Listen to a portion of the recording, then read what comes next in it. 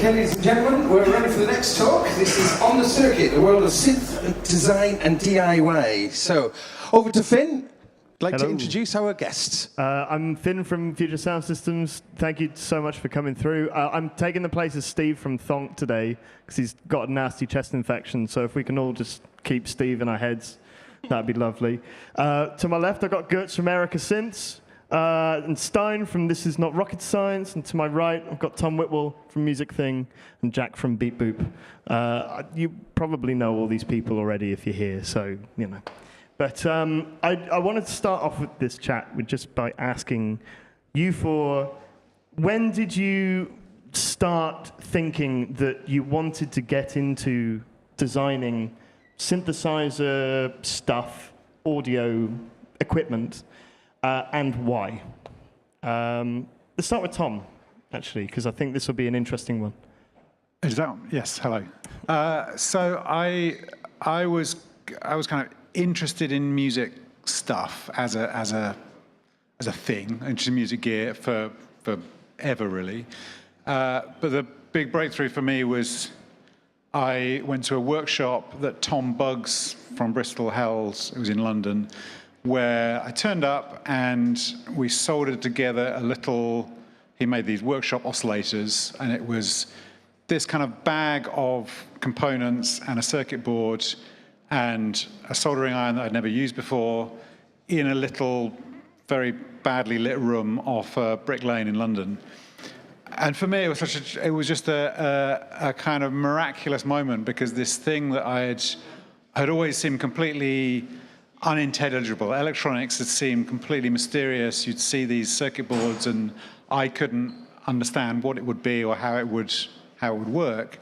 And to, in a couple of hours, go from this bag of parts to a thing that did something really interesting and clever, that had been designed by a person who didn't seem like a kind of rocket scientist, but didn't seem like somebody who I could kind of understand and talk to.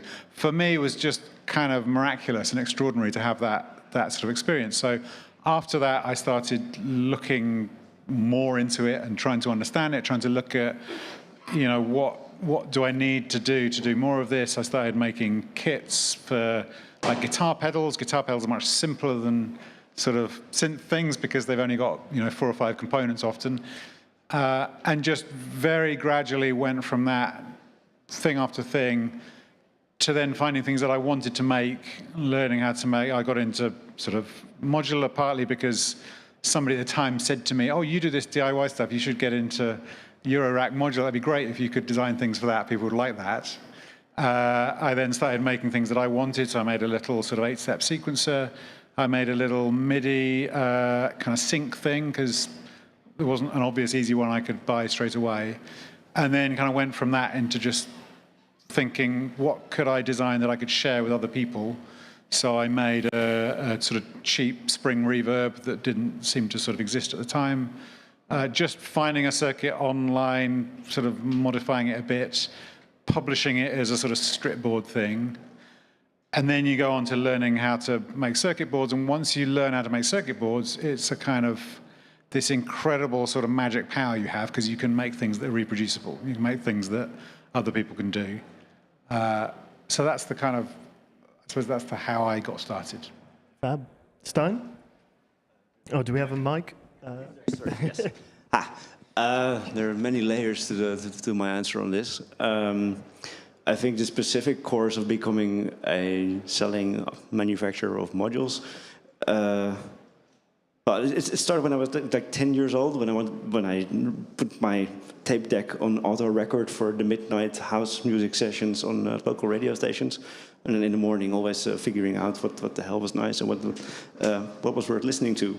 And I really wanted to make music. So little 10-year-old Stijn went to the studio store in Amsterdam, and I found out that a studio to do something that, like the Prodigy was doing at the time, would cost me 10,000 guilders, which is like 7,000 euros, and I had 100, so that wasn't going to fly. So I went home, and as luck would have it, my father had just started a new job as a translator from French, English to Dutch. And that meant we got our first home computer just being unpacked when I got home almost. And I did the literal back of the envelope calculation. This machine should be capable of making music. So it doesn't at the moment, but it should be capable of it. So I went to the library, got all the programming books I could find, and taught myself DSP and making the thing go beep over the next 8 years. Then I released a whole bunch of freeware software synthesizers for trackers like Jascola Buzz, and the earliest PDAs, Pocket PCs, way before the iPhone. We had mobile studios running complete sequencers and baseline synthesizers and everything. And then some years after I already tried to become a software synthesizer company and failed, burned out, did a whole bunch of really creepy corporate consulting, learned a lot in relation to product design and manufacturing. Wasn't allowed to tell anyone about this because everything was under NDA. During that time, together with a bunch of friends, we started the This Isn't Rocket Science blog to tell anyone who was interested all the stories that we were allowed to talk about. Like, how do you manufacture something in China? That's also where I met Tom. First time I was in China, you were there in the Maker Fair. So we were doing our homework and our away from homework and documenting all the markets there and how to manufacture stuff. And almost on the side, because we needed a talking object, I put some of my old synthesizer code on a microcontroller, and we were just going to Chinese manufacturers. What does it entail to make this? Can you give us cost breakdown? Do we need to make 1,000? Do we make 10 of them? Do we need to build 10,000? So all these questions and all the component streams we were assembling. And then I still wasn't the manufacturer of anything. We just had a blog, and I was still doing all this consulting stuff. And through a friend, Piet-Jan Blauw, we got into contact with Synth, an old Dutch synthesizer manufacturer. They've been out of business for a long time. They tried again, but health reasons made it impossible to release anything in the end. But we were incredibly honored that these guys were at our kitchen table asking us, well, could you help us with this new synthesizer? They wanted us to do stuff like MIDI and USB because that was after their time. And we had 4 demands. Like, we want to have our logo in the boot screen. We want to have our logo on the PCB. Whatever we do is going to be freeware, just for the support reasons, or of open source and freeware. And we want a copy of the finished product. We don't want money because this is such an honor. Just give us one. And Felix, the old CEO of Synth, said, well, that's everything fine under one condition. Next Superbooth, you have your own brand, but your own product, or you're not allowed to work with us. So that was 2017, and then we finally went onto the market. Oh, incredible. Nice. So I think that's my answer for this one. Fantastic. Jack? Hi.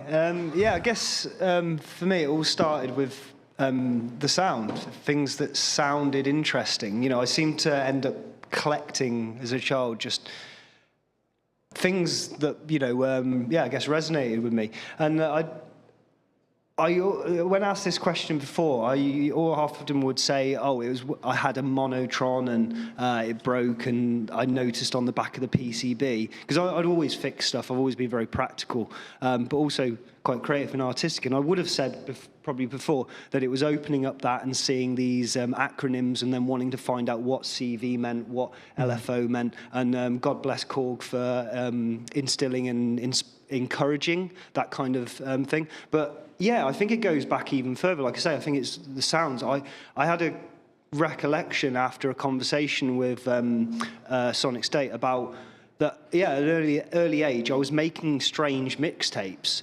And I have this memory of showing one to my dad, you know, him expecting some kind of like musical mixtape. And what I'd actually done was I'd mixed songs by cutting them on the same word. A very abstract idea, and it was, you know, I was doing that at like 12, and and I accrued all these strange things that made sounds, and then I got into Eurorack and realizing that it was possible for me to do this myself by starting to circuit bend some of these cheap toys, and Peter Edwards and the incredible circuit bending community, and this idea of sharing. We don't own any of this stuff. You might think you own a synth, you actually look after it. So all this stuff was shared, and I still have printouts of like the first LED driver that I made from Casper Electronics website. It's the scrappiest old bit of parchment, at the back of my schematic book, but I keep it there, to think how far I've come with it. And I was messing around with these things, and I was starting to put them into cases, and I'd created a kind of strip board style power distribution, and I was using 2 batteries to make a little bipolar supply. And then a friend came back with a full Dopefer system, and I was like, oh, what is this? What is this? I'm going for it. And I started, looking around, seeing what was available. I made a Baby 8. Just like Tom. I think that's a great place to start. If anyone's interested in getting started in electronics, start with 555 timers and decade counters, a bit of logic stuff. It's all out there, and don't tell yourself you can't do it, because we're all capable of a lot more than we realise.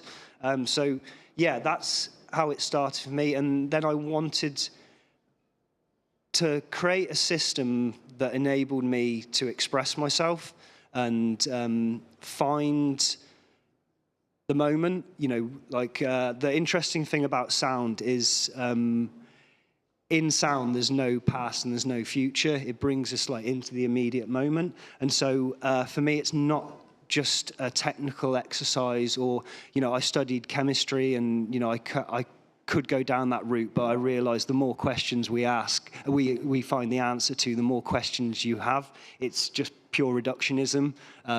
You go down from one scale and it looks the same on another scale. So that route to me seemed to go nowhere. But creating these instruments and being able to make a system where I can be in the moment and express myself, that's how that's my dream. Sorry, I've gone from where I started to where I am. That's good, that's good. Good? For me, it started 38 years ago, in my early teenage years. And I was growing up Hello, yeah. I was growing up in a small village it was Soviet times in Latvia. And typically my classmates, we were destined to become tractor drivers, because it's a small village and everybody was working in collective farm. So, wow. But somehow I took different path by stealing a book of DIY electronics in my physics class. So that was a book from 60-something, which featured some AM receiver designs, some vacuum tube amplifier designs, and and I was blown away about what's in a book. So first thing I did, I installed 10-meter tall antenna on top of my house, and of course vacuum tubes required 400 volts anode voltage, and I hand-wired transformers, which is not imaginable on today's DIY scene. Who would allow you to use like 400 volt transformer, but somehow I navigated to musical instruments, because I was subscribing for some DIY magazines from Moscow, from Russia. And they had occasionally some electric guitar designs, some electric organ designs. So when I started my studies in university and I became physics teacher, I was able to make a guitar pedal which looked exactly like Boss pedals, and I even made enclosures by soldering PCBs together, applying some epoxy, painting it. And I remember my first pedal was named Hendrix, because it was a distortion pedal, and I actually put it into a shop where there were like commission shops, so you just give your things, and after some time, if somebody buys it, you get money. So I was able to pay for my small apartment when I was studying in Riga. So, but we gained independence, and then was huge cut, like 30 years cut in time. Then I dropped this hobby, but then occasionally I came across some designs on internet, and it sparked my hobby again.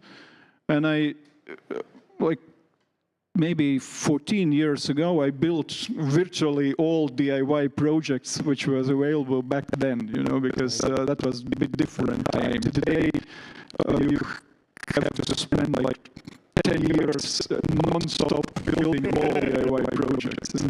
So yeah, I was building some projects, and then I realized I have something to say to the community, and I started developing my own DIY kits based on Polyvox synthesizer. So basically I put apart schematics of Polyvox synthesizer, adjusted audio levels and CV levels, and yeah, that's when Erica Synth was born.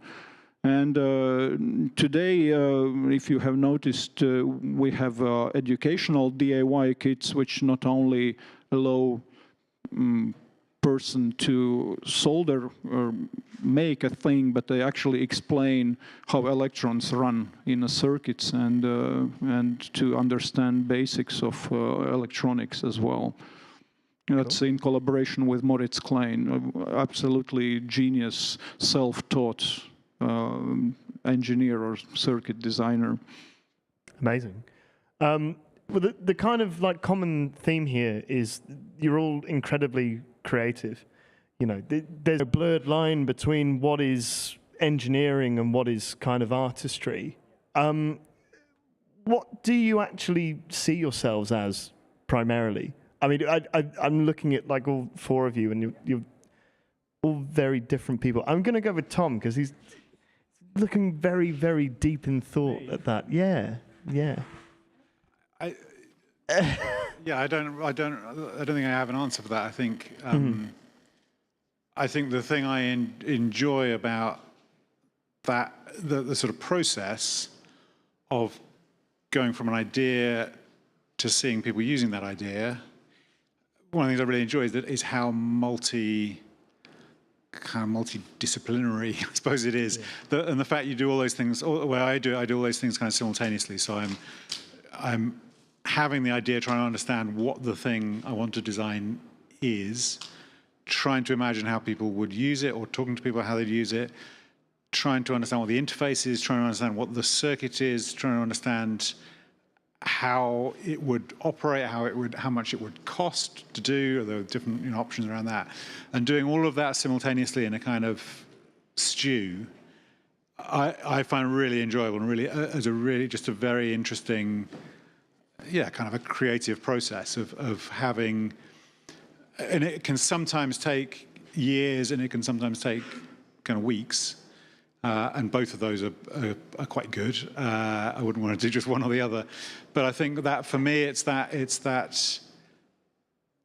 process of simultaneously kind of researching something, designing something, working out why you're doing it, working out what should be in it, what shouldn't be in it, making those kind of decisions about what really is this thing, what's the value of it.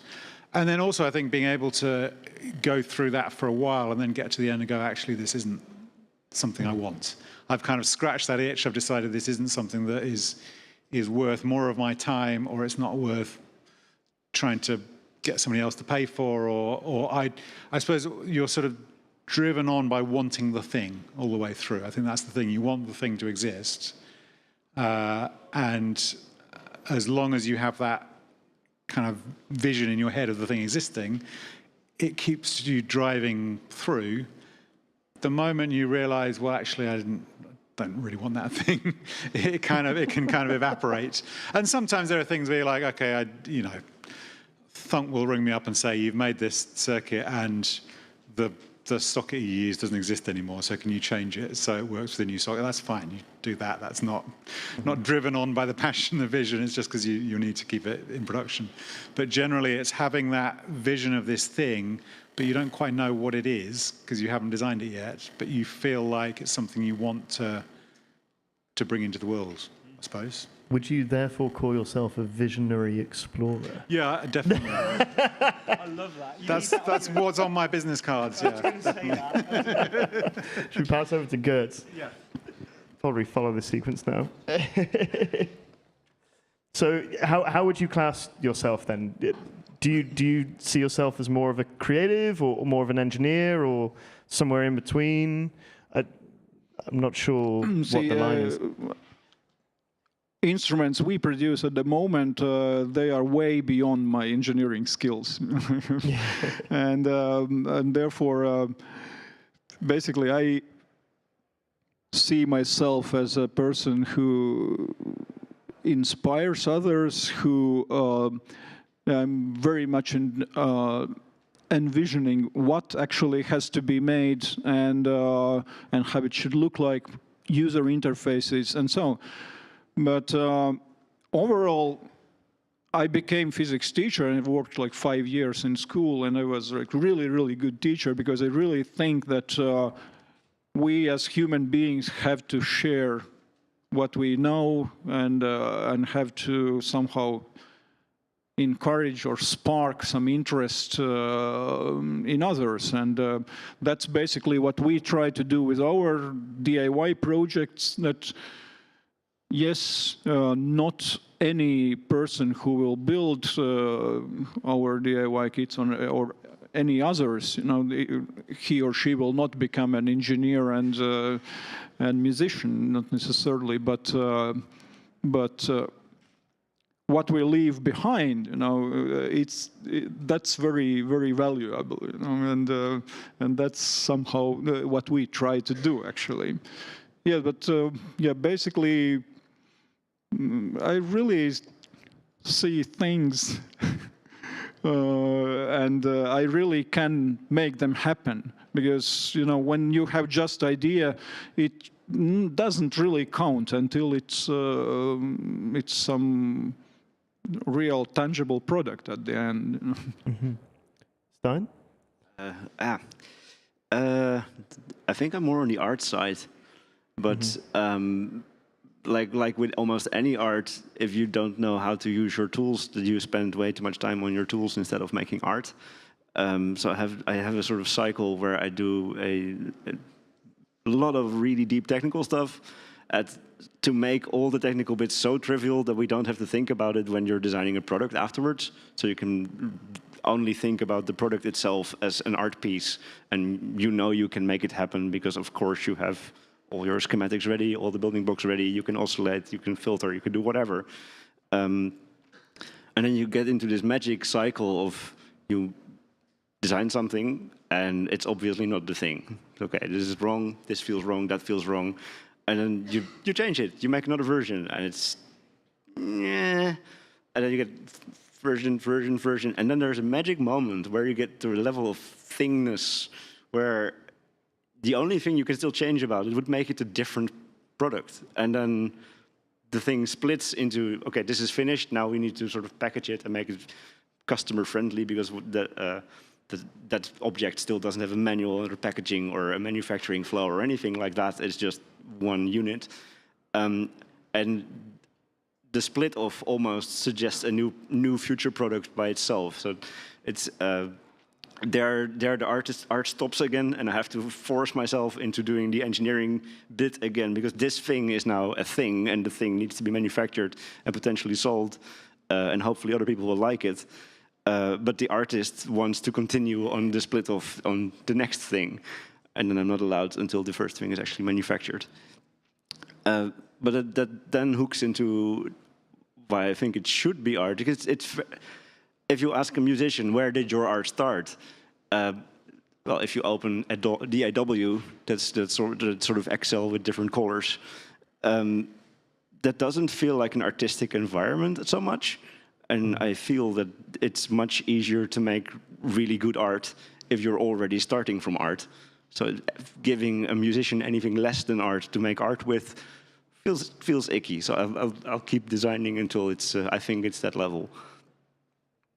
Cool. That's a lot to come back to, Jack. No, this is a great question, but I think you guys have like hit the nail on the head. It's some kind of multidisciplinary kind of thing, and I feel really blessed to be able to at times be like artistic about science and at other times scientific about art, and it really suits this like path that I'm on. Really suits my personality and how I'm quite inconsistent. Some days I have too much energy and I can't sleep, and other days I'm quite I think a lot, and it's really interesting to watch the process because, the times when I'm being artistic, the thing that I realise is I don't actually know where these ideas come from. You know, if you ask yourself really, how do you decide? Well, how do you decide to decide? Quite often when I'm doing these things, it'll happen when I'm not thinking about it and I'm doing something else, and I see the potential in something, and I have a vision. I can see the thing in front of me almost, and then I want to manifest it and create it. And so I can switch modes and switch hats when I need to now. You know, I found a way to live that I couldn't work for anyone else. That's why I work for myself. So I can swap between these two modes. So yeah, I think to sum it up, I'm very lucky. I get to be a bit of both, but predominantly I'm really keen on creating kind of conceptual modules. There's one idea that I've been playing with for a while, and I like this mixes the scientific kind of stuff. Schrodinger's recorder. I want to create a recorder for Eurorack that is always recording as soon as you turn on your system. But as soon as you turn off your system, it erases the SD card. Now, unless you remove the SD card, the recording does not exist. So, and then, this is scientific influences. My influences are very strange and eclectic from having gone to university and studied chemistry and philosophy of science, and then also exposing myself to people like Terence McKenna and Alan Watts and these mystics who, lived in a time where free thinking was more prevalent than I think it is now. We're very conditioned to think in a certain way, my influences are rather strange. So I think I get to do a bit of both, but I know that's not a great answer. Well, no, because that actually leads perfectly into what I was about to ask from Stein's point. Can you answer the same question? Oh, what? How do I see myself? Yeah, exactly. Yeah, I want to. I tend to say that I am an engineer, and I'm not, because I don't have a formal engineering training, at least in electronics. But I like to see engineering as kind of a problem-solving thing. So it is that kind of thing. It's like you have a vision, you want to play around with something or discover certain things, and I like to think that what we do is engineering solutions to that question, like. Oh, I'm playing with my modular and I want something that does this. I'm solving that problem. Or I've woken up with an idea. How do I solve the question of getting to that idea in a physical form?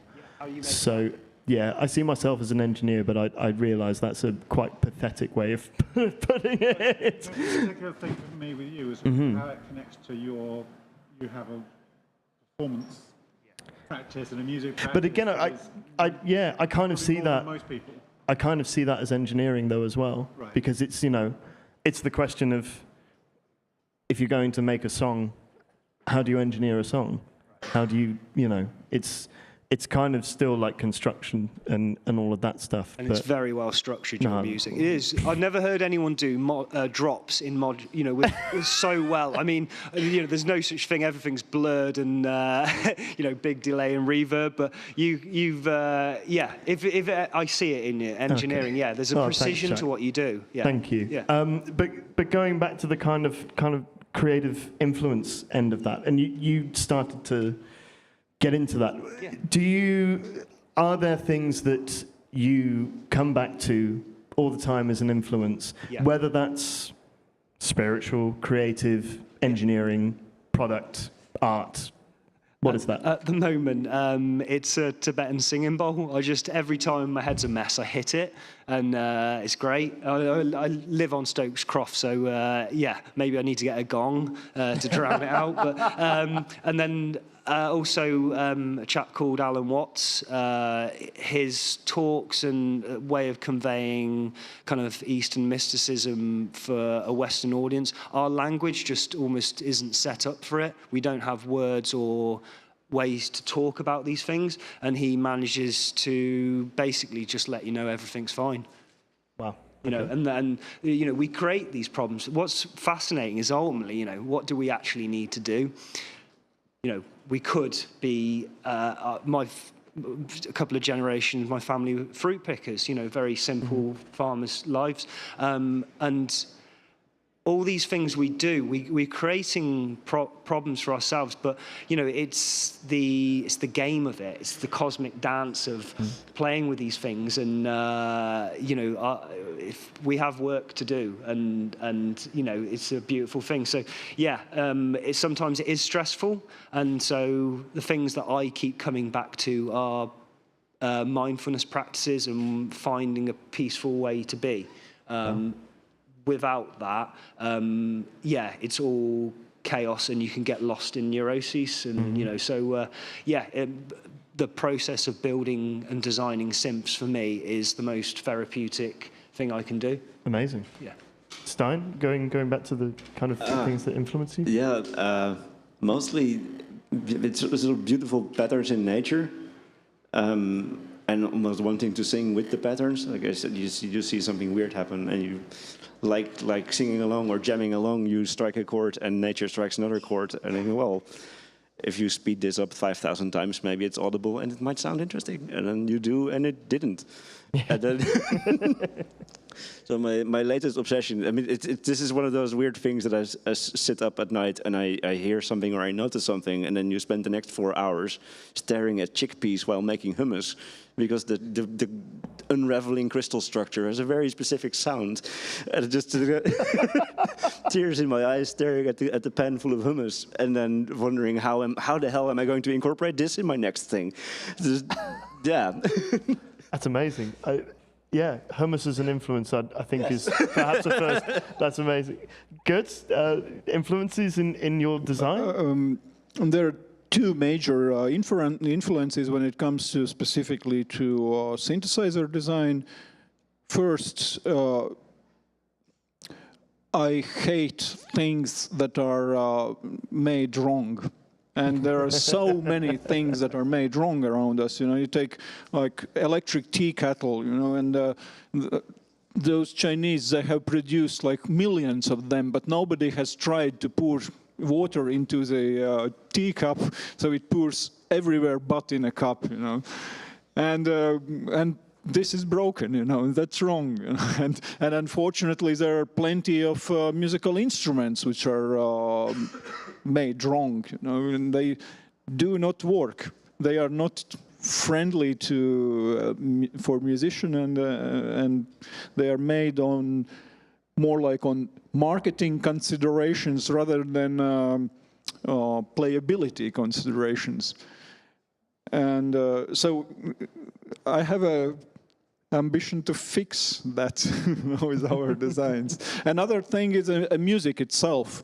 When I started developing synthesizers, actually my musical taste switched to almost exclusively to electronic and experimental music. And when I listen any composition, any song or any piece of music, I deconstruct it to level of instruments. So how did they make it?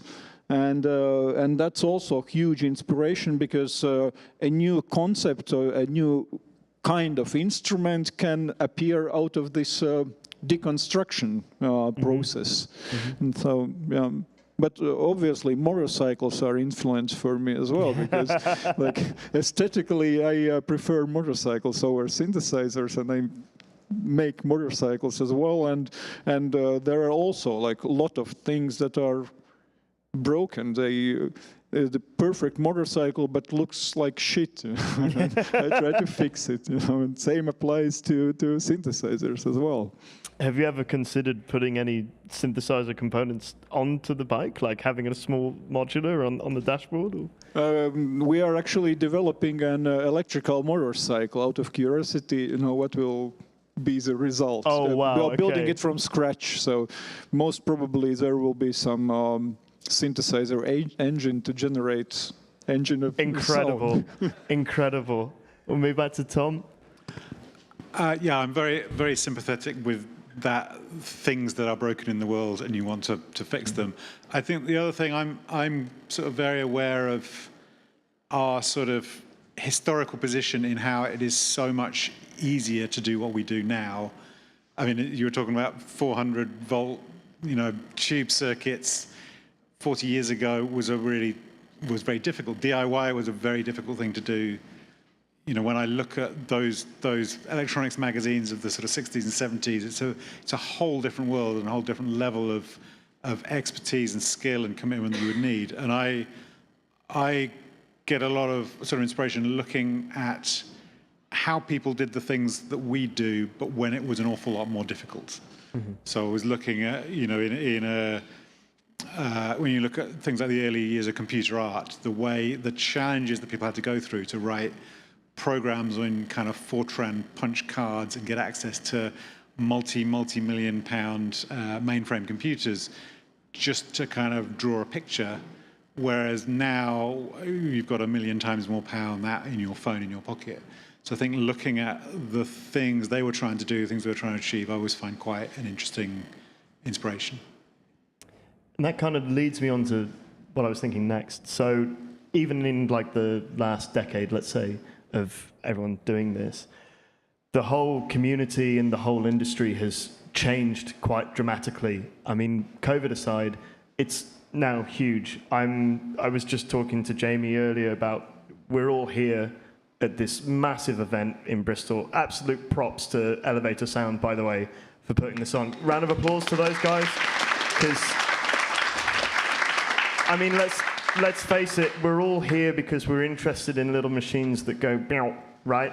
And it's what a testament to those guys to fill a building full of us and also full of the things that go meow. So, but given the fact that this thing has kind of taken off and electronic music is it bigger than rock music now? I'd read somewhere that synthesizers had overtaken guitar sales, for example. Something I can't, don't quote me, but do you think if you started out in whether it's electronics or design or music or whatever, now, do you think you would have a similar kind of curve as to, when you started originally?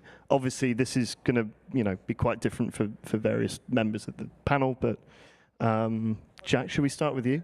Yeah, so a big part of me getting into electronics and teaching myself was funk. And I remember you saying earlier about how when you got started, there was only so many kits. It wasn't the huge plethora there is now. So I felt like that was it guided me a little bit more. Now, I did end up with a lot of mixers,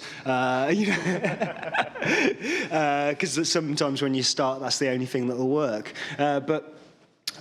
So that might be a bit different now. I think it could be a bit more overwhelming for people, maybe for me, to try and come into this kind of environment before. I remember my first synth meet, I had to go and sit in the car because I almost whiteyed. It was so overwhelming.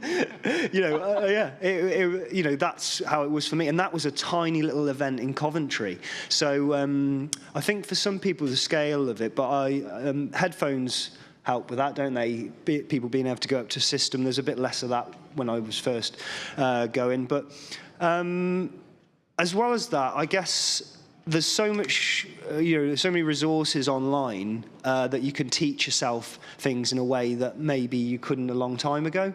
I think there's a lot of positives to be said for where we're at, and the community so supportive. And also, as it gets bigger, what's interesting is we have the ability to entertain each other. we can completely decouple ourselves from mainstream media and create a environment that's like nurturing and accepting of different approaches. So whereas that might have been more difficult to find for people like me in a small town when I was younger, it's nice, it takes like a seed of crystallization, in the science for something to grow. And we're past that stage now. There's a gravitas, it's going to bring people here. So I think in some respects it's got easier. But I've always liked doing stuff, that's a little bit on the edge and a bit I guess that's why I'm doing the tape stuff, because nobody who really works on tape knows what I'm doing with Eurorack, and no one with Eurorack knows what I'm doing with tape. So, I'm getting away with a lot, really. I found my own weird little niche.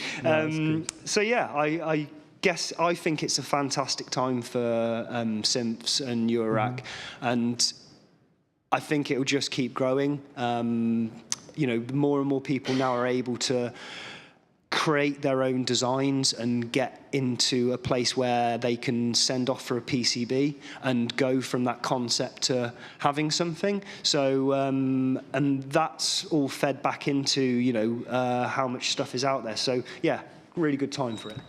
Girts, do you think you'd still be doing synths now if you were starting off? I mean, obviously the story about the vacuum tubes earlier, that might not happen today, I right? survived, so yeah. therefore we have Erica since. When I started my DIY, as a hobby, then there was Ray Wilson with his music from outer space side. So he once wrote me an email and said, "Girts, I need to invent something new because you built entire my site." But the saturation of manufacturers now, and what's going on in the market actually is very motivating to invent something new and something even more distinctive, and it's like it really pushes you to be more creative, and to come up with something like really different, because we do have a whole bunch of filters and oscillators and stuff. So that's difficult times to start business, because you need this critical mass to have business sustainable. And we had privilege to have it, because when we started the companies and Eurorack was really taking off, and then we did modules, and I run company without any loans, and I imagine today that would be a bit more difficult, even though tools and techniques and PCB availability and parts availability, it's much well organized now. But it's much more difficult to get this critical mass to have a business, not only a hobby. That's a really good point, actually. I hadn't thought of that at all. Stijn? Well, the original question was if I would start different? Yeah, so going back to that kind of, your experience in the music store, if you had that today, do you think you would still find your way into synthesizer design? Yes, but I would probably explore a whole different side of my design vocabulary, and what technology do you actually need to make a synthesizer. Like currently, at the real high-end digital stuff, there's it's almost obsoleting anything analog, because you can now finally run physically accurate analog simulations at audio rates on a chip that's cheaper than the analog parts. And that's never been true until maybe last year or something.